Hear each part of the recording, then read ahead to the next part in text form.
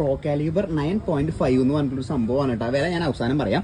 ഇതിന് 1-2 ടെക്നോളജി ഇവരിതിൽ കൊണ്ടുവന്നിട്ടുണ്ട്. First technology വരുന്നത് നോക്ക് ബ്ലോക്ക് എന്ന് പറഞ്ഞിട്ടുള്ള ടെക്നോളജിയാണ് കേട്ടോ. ഇവിടെ ആക്ച്വലി ഹാൻഡിൽ ബാർ ഓവറായിട്ട് തിരിഞ്ഞ് ബൈക്കിന്റെ കൺട്രോൾ പോകാണ്ടിരിക്കാൻ വേണ്ടിയിട്ട് ഇവിടെ ഒരു നോക്ക് ബ്ലോക്ക് എന്ന് പറഞ്ഞിട്ടുള്ള ടെക്നോളജി ഇവർ കൊണ്ടുവന്നിട്ടുണ്ട് കേട്ടോ. ഇവിടെ അതിന്റെ പേര് എഴുതിയിട്ടുണ്ട് നോക്ക് ബ്ലോക്ക്.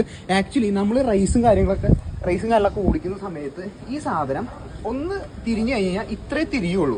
നോർമൽ സൈക്കിളൊക്കെ വേണമെങ്കിൽ ഫുള്ളായിട്ട് വേണമെങ്കിൽ തിരിയും, അല്ലെങ്കിൽ പകുതി മുക്കാലും തിരിയും.